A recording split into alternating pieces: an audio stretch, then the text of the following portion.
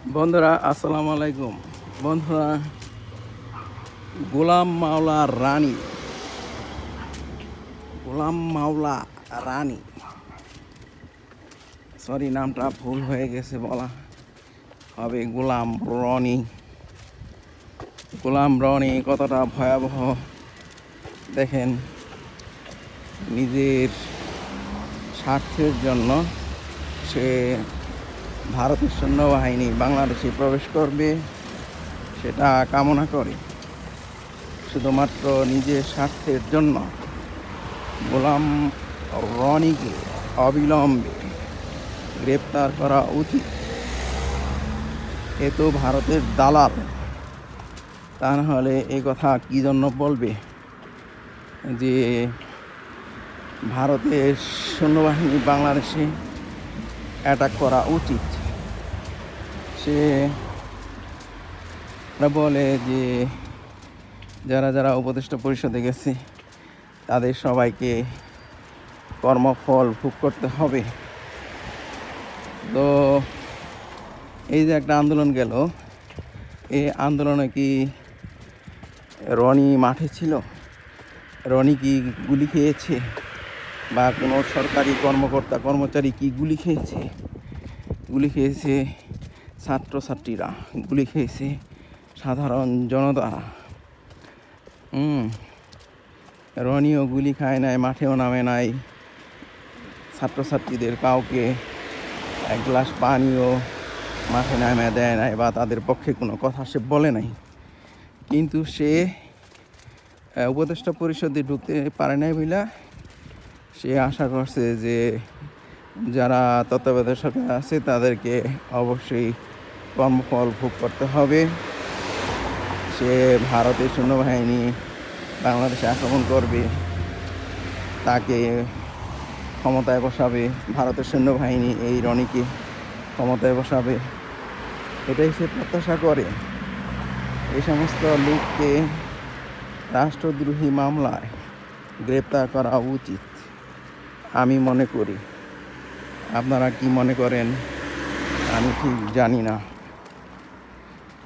তো খুবই ভয়াবহ। বাংলাদেশের ভিতরে আরও অনেক দেশ বিরোধী লোকজনরা এখনও সরকারি প্রশাসনে আছে।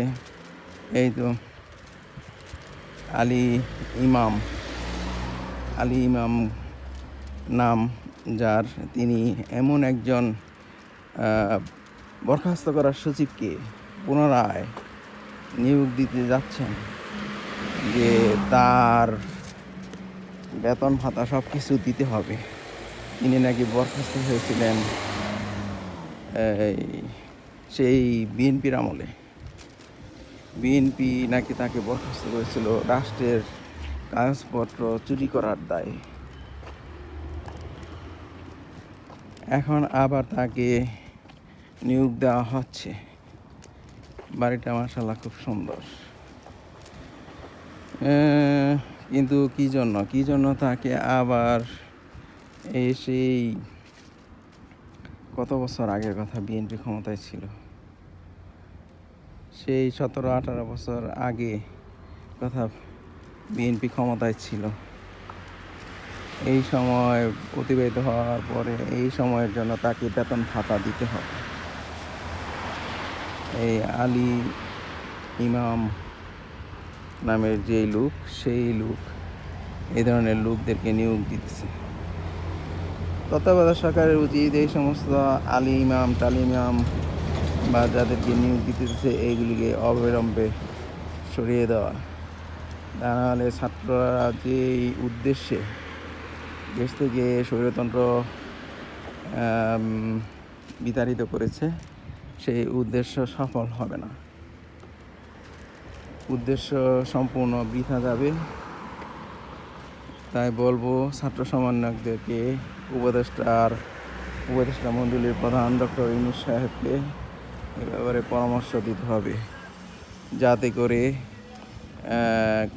প্রশাসনে কোনো ধরনের কুমতলবী লোকজন না থাকতে পারে।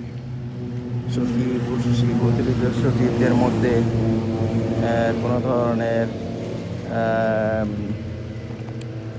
সন্ত্রাসী স্বৈরাচারী গণতন্ত্রের খুনি আওয়ামী লীগারদের কেউ যাতে ক্ষমতায় না থাকতে পারে। এই আওয়ামী লীগাররা যত টাকা গচ্চা দিছে, এই যে 15,000 কোটি ডলার বিদেশে পাচার করছে, 15,000 কোটি ডলার শুধুমাত্র লোটাস কামালি এবং তার মেয়ে দুইজনই পাচার করে দিয়েছে 25,000 কোটি ডলার। তারপরে সাল্লা ফটকা কত পাচার করছে তার হিসাব নাই, ও কাদেইরা কত পাচার করছে তার তো হিসাব নাই। তারপরে আসাইদ্দা কামাইল্লা যে স্বরাষ্ট্রমন্ত্রী আছিল কত পাচার করছে তার হিসাব নাই। এদের মানে যারা আওয়ামী লীগ যারা করে, যারা ক্ষমতায় ছিল, তাদের সবার সম্পদ হিসাব করে এই সমস্ত টাকা তাদের সবার কাছ থেকে তুলে নিতে হবে। যারা আওয়ামী লীগ করছে, যারা কর্মী পর্যায়ে ছিল প্রতিটি গ্রামে, এমনকি তাদের সম্পদ বিক্রি করে এই সমস্ত টাকা রাষ্ট্রীয় কোষাগারে জমা দিতে হবে, যাতে করে পরবর্তীতে কোনো দল ক্ষমতায় গিয়ে এই ধরনের চুরি বাটপারি পাচারকারীর কাজ না করতে পারে, সেই জন্য তাদের মধ্যে ভয় সৃষ্টি করতে হবে। এটা কোনো রাজনৈতিক দল করবে না, রাজনৈতিক দল না, এগুলিকে বলতে হবে রাক্ষসী দল। কোনো রাক্ষসী দল করবে না, এটা করতে হবে বাংলাদেশে সাধারণ ছাত্রছাত্রীদের, এটা করতে হবে সাধারণ জনতাদের, যাদের কোনো পাওয়ার নাই বলা হয়, এটা করতে হবে তাদের, যাতে করে এই রাক্ষসী নেতা প্রধারা একটা ভয়ের মধ্যে থাকে, যাতে করে তারা দেশের টাকা পাচার না করতে পারে অন্যত্র। তো গোলাম ময়লা রনি যা করছে, যা বলছে, এর জন্য অবশ্যই তার বিরুদ্ধে রাষ্ট্রদ্রোহী মামলা হওয়া উচিত, কারণ এটা কোনোভাবেই গ্রহণযোগ্য নয়। এই সমস্ত তারসিরা স্বার্থপর নেতাপোতা, স্বার্থপর বলবো এই জন্যই যে সে আওয়ামী লীগ করছে, আওয়ামী লীগের কাছ থেকে সুবিধা আদায় করছে অনেক বছর, অনেক সম্পদের মালিক হয়েছে, তারপরে দেখে যে সে সুবিধা আদায় করতে পারে না, তখন আওয়ামী লীগ ছেড়ে দিছে।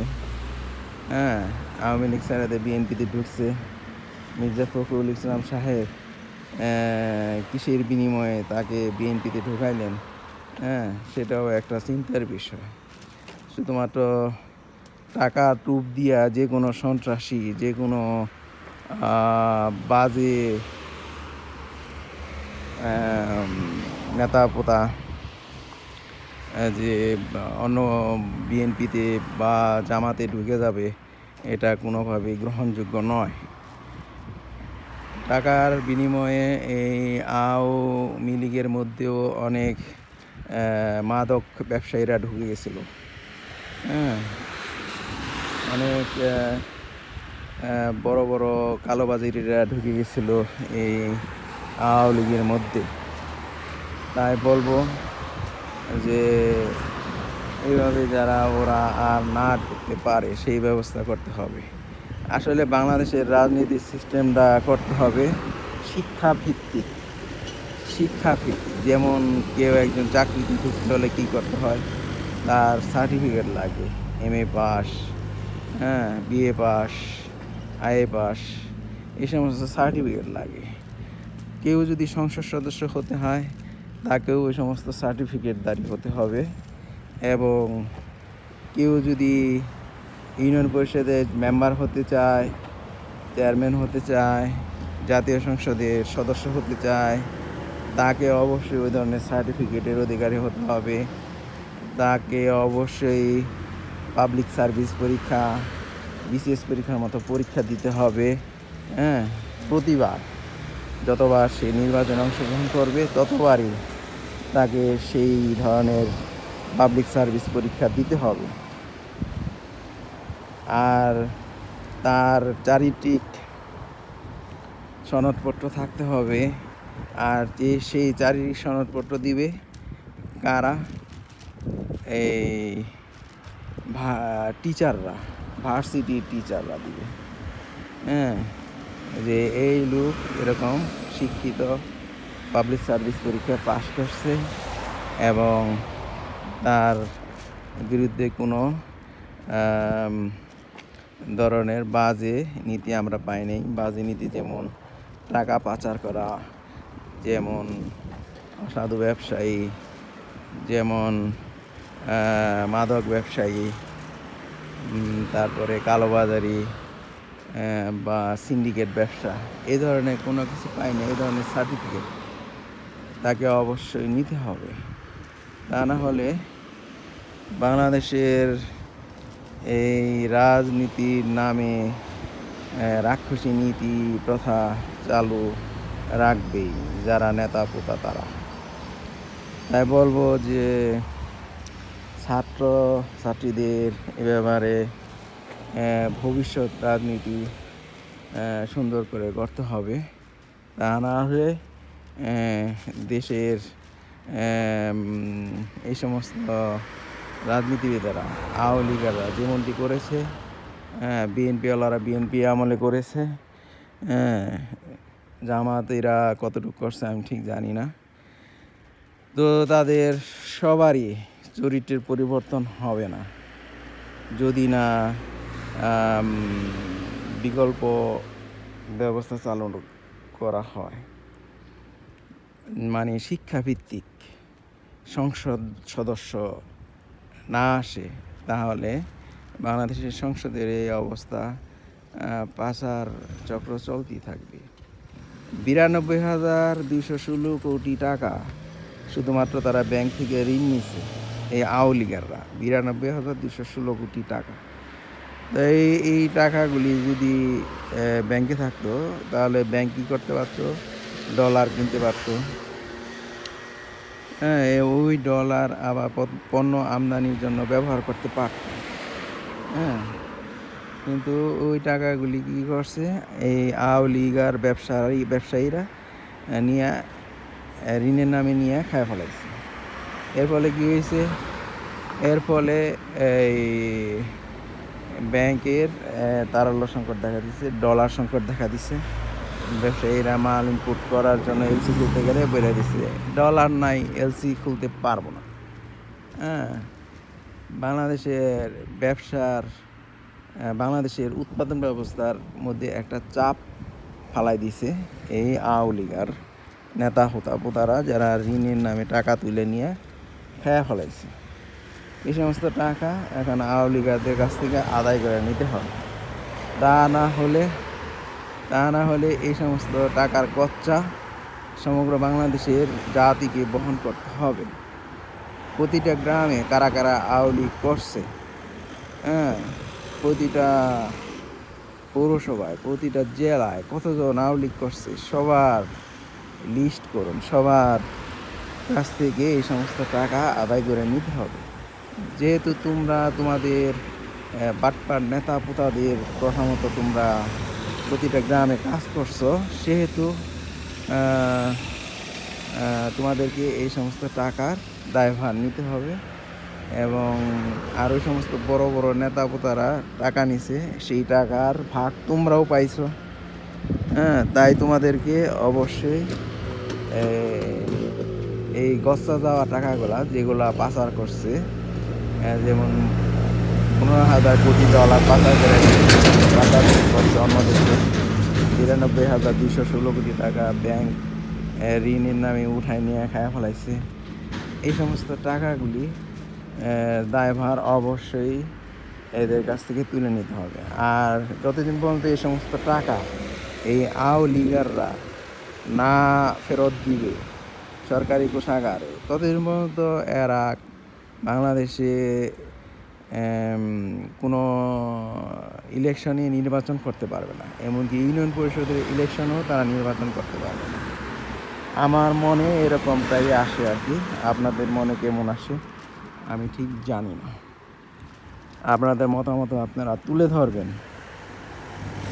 তাই বলবো আমার দুইটা দাবি, একটা হলো শিক্ষাভিত্তিক সংসদ পদ্ধতি, হ্যাঁ, তাদের IA pass, BA pass, MA pass certificate থাকতে হবে, তাদের পাবলিক সার্ভিস পরীক্ষা দিতে হবে প্রতিটা নির্বাচনের আগে, যেমনটা বিসিএস পরীক্ষায় দেয় আর কি।